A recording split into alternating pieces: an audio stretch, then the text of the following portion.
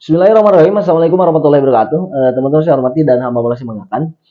Alhamdulillah hari ini ada sebuah pertemuan yang dilakukan oleh kelompok partai politik pendukung Ganjar Pranowo di Pilpres 2024. Partai nasionalis religius berkumpul membicarakan terkait dengan rekomendasi sosok wakil presiden yang bisa mendampingi Ganjar Pranowo di Pilpres 2024 dan bisa memenangkan pemilu.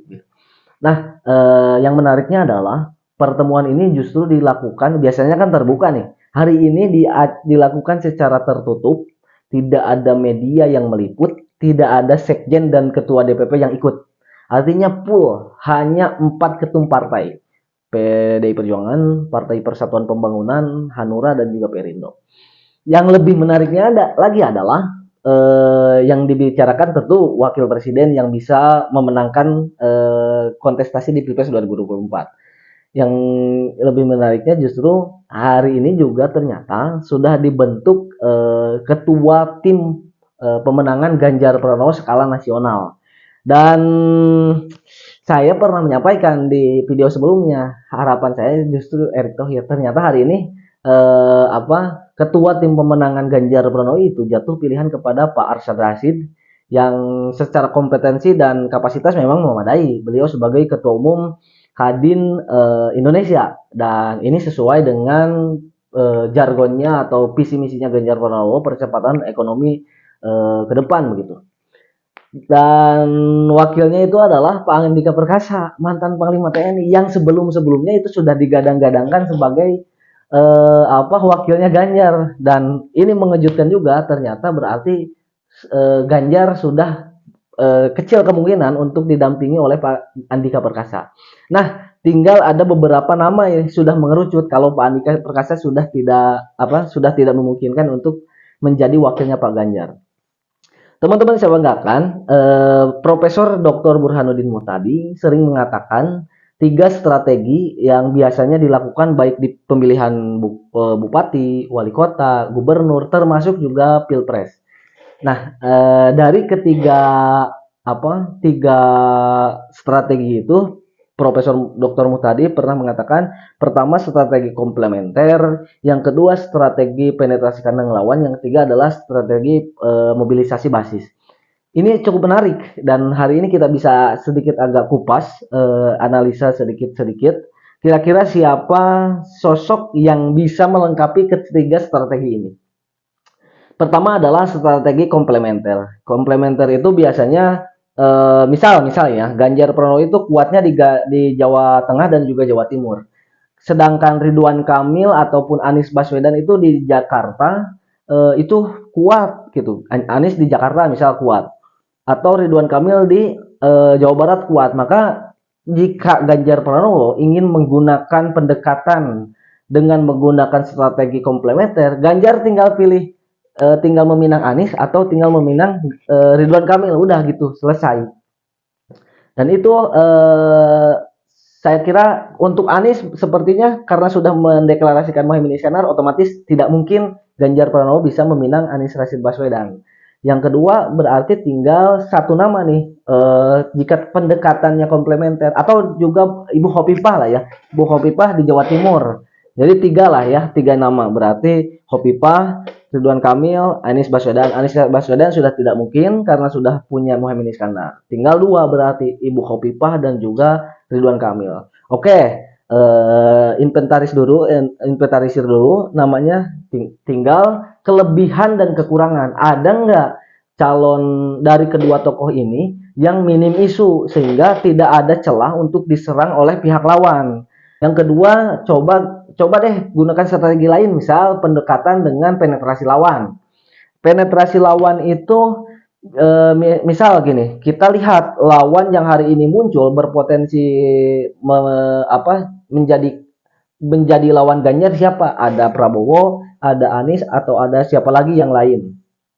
Kita lihat Ganjar Pranowo kuat di Jawa Tengah, Anies kuat di DKI Jakarta dan Banten, Prabowo kuat di Jawa Barat. Kira-kira kalau menggunakan penetrasi lawan, kandang lawan, berarti satu-satunya yang bisa dilawan adalah Pak Prabowo Subianto, karena basis Anies kan tidak ada tokoh di DKI Jakarta yang bisa kemungkinan besar diambil untuk memperkuat Ganjar Pranowo. Oke, Jawa Barat. Nah, satu lagi muncul nama yang di Jawa Barat kan hanya Ridwan Kamil. Maka jika apa berarti Ridwan Kamil sudah dua masuk strategi nih, di strategi komplementer masuk, strategi penetrasi kandang lawan masuk gitu. Nah, sedangkan di Jawa Timur kan nggak ada calon presiden yang apa ya, yang ikut berkontestasi di Pilpres 2024 per hari ini. Tapi ada wakilnya di Jawa Timur, yaitu Muhaimin Iskandar. Maka masuk lagi nama Khofifah, dan kedua nama ini sudah masuk. Ridwan Kamil sudah masuk, kemudian juga Khofifah sudah masuk, tapi sudah punya catatan tadi tuh. Tinggal pengadilan membuktikan betul gak dia terbukti dan betul gak dia salah atau benar gitu. Tinggal ada pembuktian itulah ya. Yang jelas dua sosok ini sudah masuk ke kantongnya Ganjar nih, ada Ridwan Kamil dan juga Ibu Khofifah. Tinggal strategi yang ketiga, strategi mobilisasi basis. Strategi mobilisasi basis ini pernah berhasil dilakukan oleh Jokowi di Pilpres 2019, di mana ketika Joko Widodo di Pilpres 2019 itu unggul di Jawa Tengah dan Jawa Timur, dan beliau itu digadang-gadang akan didampingi oleh Pak Kiai Haji Mahfud MD. Ternyata di akhir pemilihan justru Joko Widodo mengambil Pak Kiai Haji Ma'ruf Amin, yang beliau merupakan sosok yang dipandang paling kuat untuk basis Jawa Tengah Jawa Timur, sekaligus tokoh yang kental terhadap basis massa Nahdlatul Ulama. Dan itu berhasil oleh Presiden Joko Widodo. Dan hari ini jika itu ingin dilakukan oleh Ganjar Pranowo, kira-kira siapa sosok yang bisa melengkapi strategi mobilisasi basis ini? Nah, karena Ganjar kuat di Jawa Tengah dan Jawa Timur serta basis maksa NU, otomatis Ganjar Pranowo harus cari figur yang kuat di basis Jawa Tengah Jawa Timur, kemudian juga punya background Nahdlatul Ulama.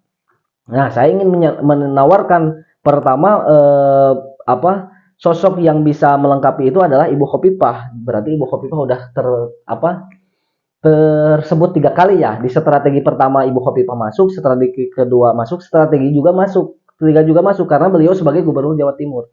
Nah, kemudian beliau juga sebagai Ketua Fatayat NU. Artinya beliau sudah sudah tidak diragukan lagi untuk memperkuat Ganjar Pranowo. Bahkan kalau bisa diangkat itu beliau jika dengan Khofifah, maka gendernya juga terwakili. Tinggal itu tadi, minim isu enggak gitu, Ibu Khofifah. Yang kedua, sosok yang bisa memperkuat di basis itu adalah Habib Lutfi bin Yahya ataupun juga Ketum PBNU. Nah, yang keempat adalah Pak Kiai Haji Mahfud MD. Nah, Pak Kiai Haji Mahfud MD itu strategi 1 tidak masuk, tapi strategi 2 dan strategi 3 ini masuk gitu. Nah, teman-teman saya banggakan, yang paling penting di masyarakat apakah memperdulikan terkait dengan komplementer? Tentu enggak. Ataupun juga strategi penetrasi lawan juga enggak. Yang paling kuat itu adalah mobilisasi basis di masyarakat. Dan yang penting di mobilisasi basis itu adalah punya cedera kasus hukum enggak dia kepada masyarakat, atau minimal kepada dirinya sendiri, dia mencederai enggak gitu. Nah, hari ini saya kira yang paling kuat berarti tinggal bisa Sandi itu tadi untuk strategi yang kedua, Sandi, karena Sandi pernah di DKI Jakarta gitu. Jadi strategi penetrasi lawan untuk melawan Anies di Jakarta bisa menggunakan Sandi, dan Sandi pun memiliki kekuatan lain daripada ganteng dan juga memiliki amunisi untuk pemenangan. Beliau juga sebagai kader P3 begitu. Nah, teman-teman saya banggakan berarti tinggal ada 5 nama nih. Ridwan Kamil, Sandiaga Uno, Habib Lutfi atau Ketum PBNU juga Gus Yahya, kemudian Ibu Khofifah dan juga Mahfud MD. Nah, dari 6 nama ini kira-kira siapa orang yang minim isu, memiliki keberanian, memiliki kecerdasan yang bisa mengalahkan lawannya Pak Ganjar Pranowo. Dan saya lebih berat ke tiga tokoh. eh Aduh berat, enamnya berat saya. Enamnya berat, tokoh-tokoh publik nasional yang bisa dicontoh. Kalau kalau harus dikurangi, misal yang bisa dikurangi aduh berat karena kan Gubernur Jawa Tengah pasti apa ya, selaku eksekutif ataupun juga pemangku kebijakan biasanya di tepi jurang ya, cenderung dekat dengan kasus gitu, dan itu memang perlu pembuktian. Tapi apa ya, susah sih Gubernur Jawa Barat. Bisalah udah 6, yakin 6 rekomendasi ini akan masuk ke kantongnya nama Ganjar Pranowo. Dan yang lebih kuat saya yakin adalah Pak Haji Mahfud MD, dan beliau memiliki keberanian, kemudian juga minim isu, kemudian kapasitas intelektual, kapasitas kinerja itu sudah teruji, juga trust dari publik kepada Pak Mahfud MD juga cukup tinggi. Banyak punya harapan lah, kalau bisa minta kepada Allah kemudian hari ini dikabul, saya kira ciptakanlah ribuan orang yang seperti Mahfud MD untuk bisa memberantas kejahatan-kejahatan begitu. Beliau itu diserang, difitnah dari samping kiri kanan juga tetap lurus gitu ya. Dan hari ini tidak ada satupun pemberitaan yang mampu melunturkan kepercayaan masyarakat kepada Pak Mahfud MD gitu. Dan itu saya kira, dan per hari ini kalau tidak ada kecohan ya dari ketua umum partai politik, saya kira Ganjar Pranowo akan didampingi oleh Pak Mahfud MD.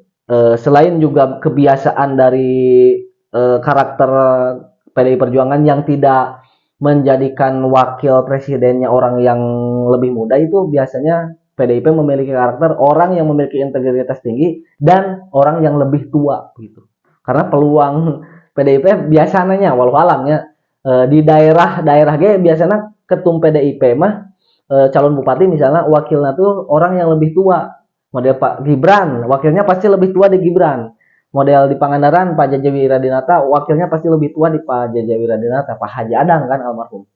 Gitu. Dan Pak Presiden Jokowi kayak gitu kan. Ketika dengan JK, Pak JK otomatis lebih tua dari Pak Joko Widodo. Kemudian yang periode keduanya Pak Joko Widodo diwakili oleh Pak Kiai Haji Ma'ruf Amin yang otomatisnya lebih tua, dan itu berhasil. Dan hari ini saya kira jika Pak Ganjar Pranowo didampingi oleh Pak Mahfud MD ataupun Habib Lutfi atau Gus Yahya, saya kira lebih berpotensi besar untuk mendapatkan kemenangan dibanding dengan diwakili oleh Khofifah ataupun Ridwan Kamil ataupun juga Sandiaga Uno. Karena selain daripada muda ataupun juga selain daripada cenderung dekat dengan punya apa yang harus diselesaikan di gubernurnya masing-masing, tapi juga beliau memiliki potensi jika menang di pilpres selanjutnya itu bisa melawan Ganjar Pranowo gitu. Kalau lebih tua kan kecil kemungkinan lah, kurang lebih itu. Mungkin cukup sekian, dan demikian hasbunallahu wa ni'mal wakil. Assalamualaikum warahmatullahi wabarakatuh.